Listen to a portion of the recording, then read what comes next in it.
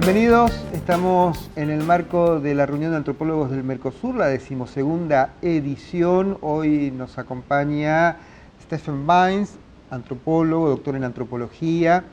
Y bueno, ¿cuál es su primera expectativa respecto a esta reunión de antropólogos del Mercosur?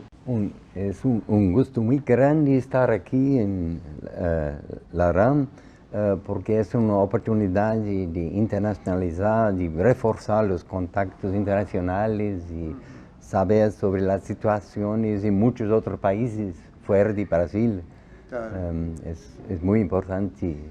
Y es importante también porque creo que surge desde el propio Brasil la idea de la RAM, ¿no? De la organización. Sí, y reforzar los intercambios con colegas de Argentina, Chile y otros países. Claro. Es muy importante. El trabajo suyo se basa fundamentalmente en la situación de los pueblos indígenas en relación al Estado Nacional y a las organizaciones privadas que interfieren o intervienen en la vida de los pueblos indígenas, ¿no? Sí, hice el doctorado en los años 80, entre 80 y 85, con el pueblo Waimiri Atuari en el norte de Amazonia, en los estados de Amazonas y Roraima, un pueblo indígena que sufrió mucho con los impactos de la hidroeléctrica de Balbina, la carretera Manaus-Boa Vista, PR 174, y mineración de una grande empresa mineradora minera llamada Mineração Taboca, que invadió la tierra indígena y consiguió el desmembramiento de 40% de la tierra indígena por manipulaciones cartográficas desde los años 70.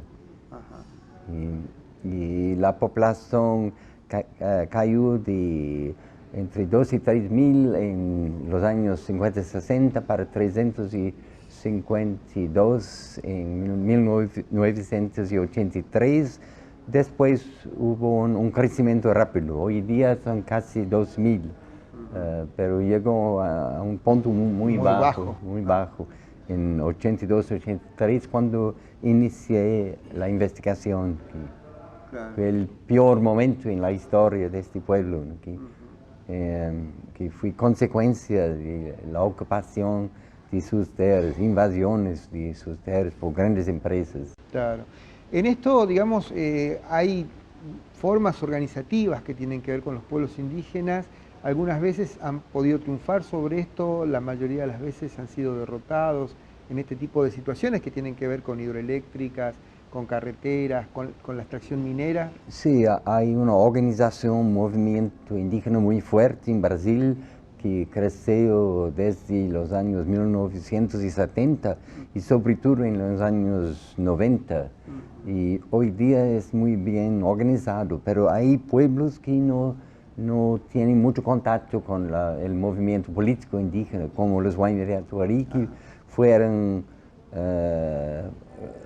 excluidos prácticamente por la fuerza de las empresas que invadieron su territorio, que crearon un programa indigenista y no dejan a los antropólogos tener contacto con los Waimiri Atuari, y los Waimiri Atuari no pueden salir de la área para hablar con indígenas, liderazgos del movimiento indígena nacional. O sea que no se permite la relación entre las comunidades y las organizaciones de lucha indígena. Sí, en el caso de los Waimiri Atuari y en algunos otros pueblos también. Que no es el caso de todos los pueblos, que muchos pueblos tienen mucho más tiempo de contacto con la sociedad nacional y este tipo de manipulación no tiene efecto. El tema de las hidroeléctricas, el tema de la discusión de la energía, digamos, ha generado políticas invasivas en todas las poblaciones indígenas, ¿no? Sí, políticas muy invasivas, como actualmente hidroeléctricos como Belo Monte, ¿no? Que es un ejemplo de negar todos los derechos reconocidos de los pueblos indígenas. Y fue impuesto a los pueblos indígenas sin consulta, sin ningún tipo de consulta, ningún tipo de negociación. Claro. O sea, como una imposición. Imposición autoritaria del gobierno, Claro. como en los años anteriores, en la dictadura militar, Sí. en el caso de Balbina, de Tucuruí, y más tarde otros en Rondônia y otros estados también.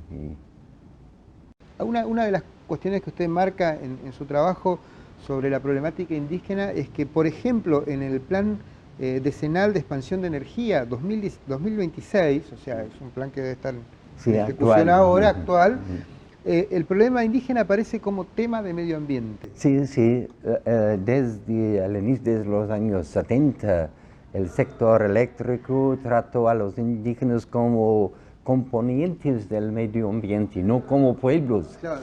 Entonces, y hoy día continúa a hacer lo mismo, que tratarlos como si fueran un problema ambiental que puede ser fácilmente resuelto. Donde no hay sujetos de derecho. No, exactamente, sí. Claro. Bueno, hay un par de conceptos que tienen que ver con el campo antropológico, con la antropología, el tema de la fricción interétnica de Rodolfo Cardoso Oliveira. Quisiera que si puede desarrollar un poquito ese concepto. El tema de fricción interétnica que surgió en el inicio de los años 60, en 1962, en 64 publicó el libro Los indios y el mundo de los blancos. Es una teoría que focaliza justamente las relaciones interétnicas, las desigualdades entre los segmentos de la sociedad nacional y los pueblos indígenas, como los pueblos indígenas sufren por enormes desigualdades de poder, ¿no? Entre grandes empresas, ejércitos, fuerzas extremadamente poderosas y contra pueblos indígenas que son muy vulnerables. Y es una cuestión, y la asimetría de las relaciones interétnicas son algunos de los puntos que Roberto Cardoso focalizó. Y el lugar de los indígenas dentro del contexto de la sociedad nacional es muy importante. Ahí está también, si mal no recuerdo, porque me estoy equivocando, el tema del concepto de la frontera extractiva. Sí, la frontera extractiva. Darcy Ribeiro, antes Darcy de Roberto Ribeiro, Cardoso, claro, también. Sí.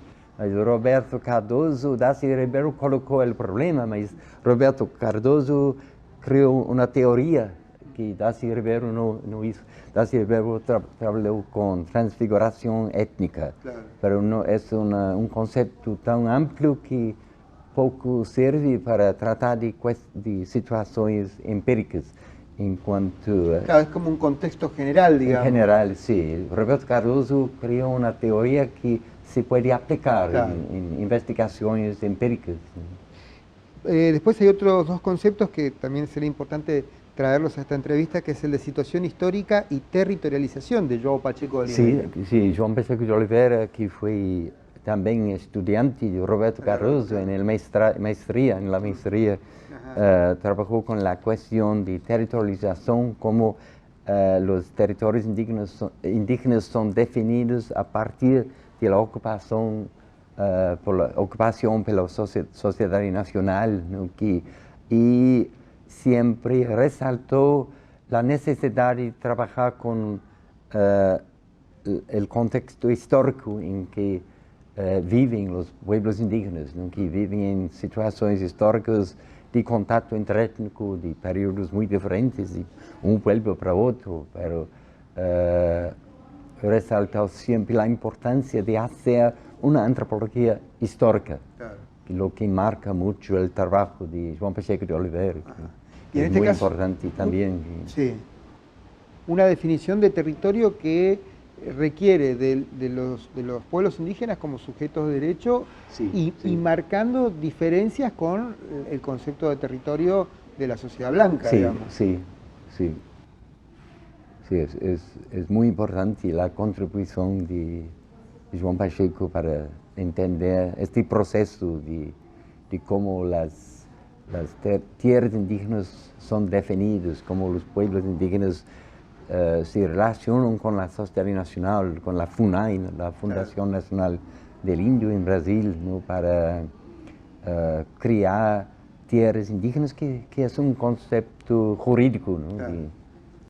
¿Cómo funciona la FUNAI en este caso en Brasil, digamos, en la demarcación del territorio? En la FUNAI, teóricamente, la actuación sería muy buena en teoría, pero en la práctica es muy diferente, porque el proceso de reconocimiento de tierras indígenas es muy clara, muy bien organizada, pero en la práctica las presiones de grandes empresas, de intereses privados, de intereses políticos, pasan por encima muchas veces de los derechos indígenas.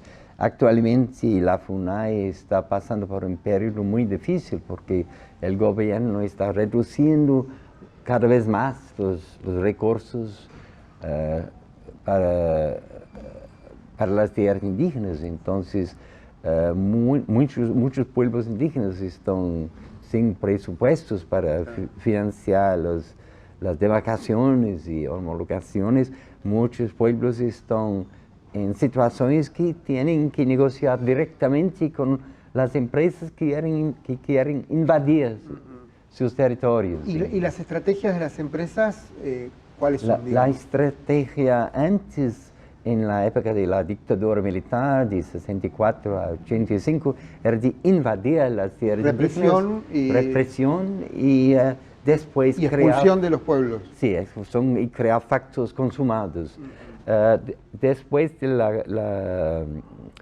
de 1988, con la nueva constitución, adoptaron nuevas estrategias de muchas veces las empresas reconocen la demarcación de las tierras indígenas, pero usan sus poderes económicos para la cooptación de liderazgos, para tratar de manipular a los liderazgos y conseguir sus intereses dentro de las tierras indígenas, como el caso de los Waiméri Atuari es un excelente ejemplo de cómo acontecido esto, con presiones intereses de billones y billones de dólares de minero.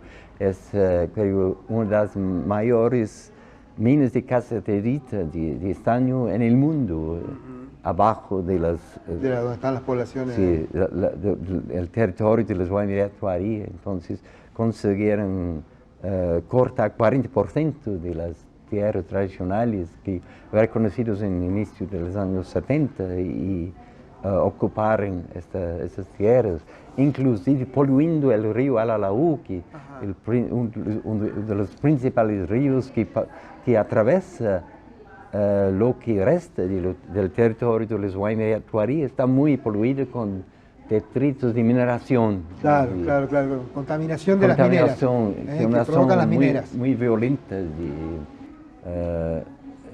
de minerios y de sustancias de extracción de minerio, sustancias químicas. Químicas, claro. Hacemos una pequeña pausa, Stephen, ¿Sí? Y seguimos en un ratito. Estamos con Stephen Baines en el marco de la 12ª edición de la reunión de antropólogos del Mercosur.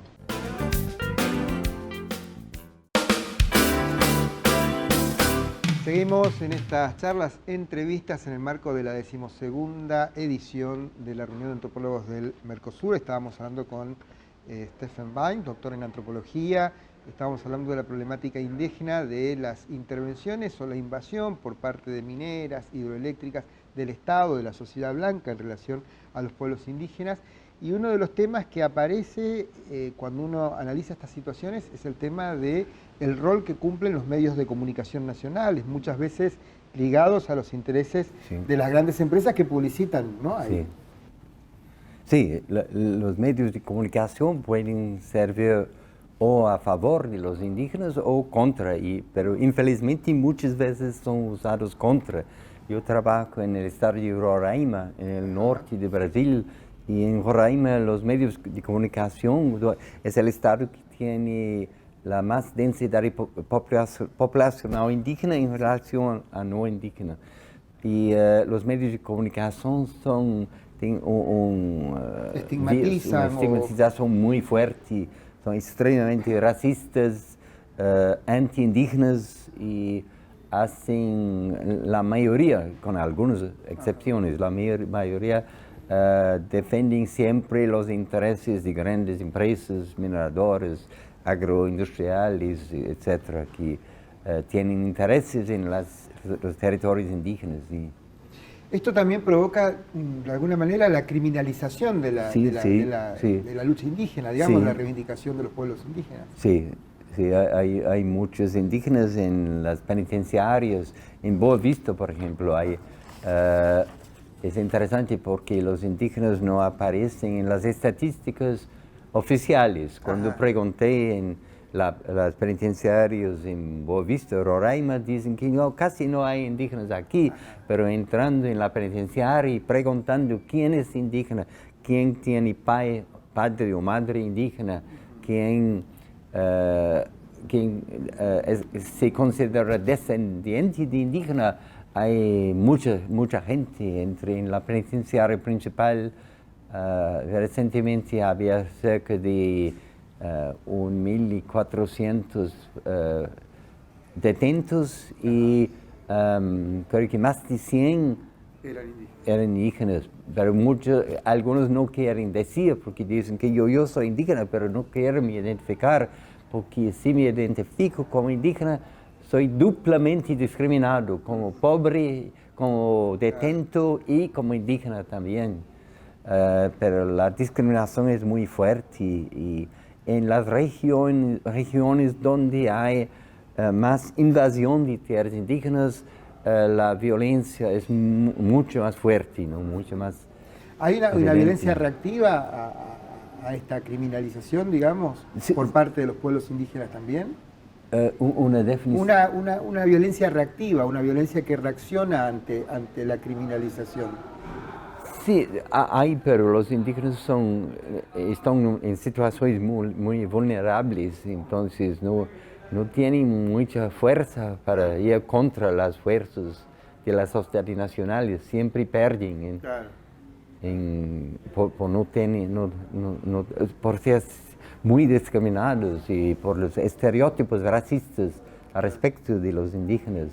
Pero el movimiento indígena está tratando de revertir esto, de reivindicar los derechos de los pueblos indígenas, que sean respetados y efectivados, ¿no? Que hay un esfuerzo muy grande por parte del movimiento indígena de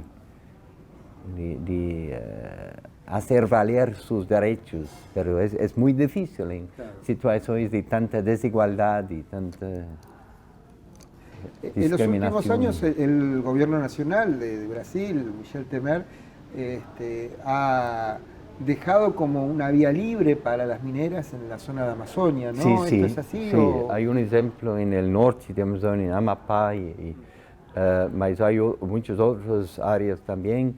Hay un interés directo del gobierno actual de favorecer los intereses de grandes empresas transnacionales, de mineras, de hidroeléctricas y otros, ¿no? Agronegocio, de expansión de soja, por ejemplo. La situación ha peorado mucho con este gobierno actual de tema. Como se ha retrotraído, se ha atrasado. Exactamente, una situación exactamente que se ha retraído mucho con este gobierno actual, mismo que la situación anterior no era muy buena, pero es peor todavía, podemos decir, ¿no? Que hay un aumento de la violencia contra los liderazgos indígenas, hay más muertos de indígenas recientemente, ¿no? En decorrencia, como resultado, ¿no? De políticas que favorecen las grandes empresas. ¿Y ahí cuál es el rol que usted puede ver por parte del antropólogo o el antropólogo que trabaja con pueblos indígenas? El antropólogo, creo, tiene el deber de denunciar situaciones como estas, ¿no? Y de luchar para efectivar los derechos de los pueblos indígenas y otros pueblos con quien trabaja, ¿no? Pueblos tradicionales con que con quien los antropólogos trabajan.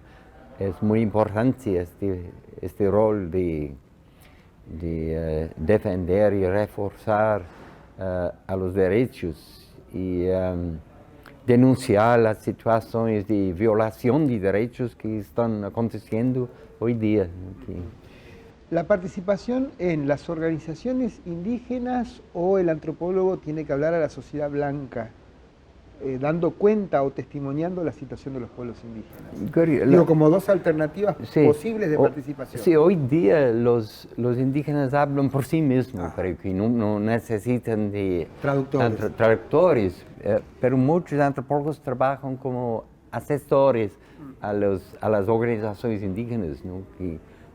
Prestando apoyo como asesores. Y hoy día, en los últimos años, ¿no? Hay un ingreso muy grande de indígenas en las universidades y muchos indígenas, jóvenes indígenas, están se preparando para enfrentar la sociedad en sus propios términos, ¿no? Están saliendo con diplomas, advogados, antropólogos, sociólogos, etcétera, ¿no? Médicos y otras profesiones. Entonces, es uno de los caminos para luchar contra la discriminación, el racismo, que continúa a ser muy fuerte en la sociedad nacional, en el mundo todo, creo que es Stephen, muchísimas gracias por esta charla. Muchísimas gracias. Estamos con Stephen Bain aquí en estas charlas, entrevistas en el marco de la 12ª edición de la reunión de antropólogos del Mercosur.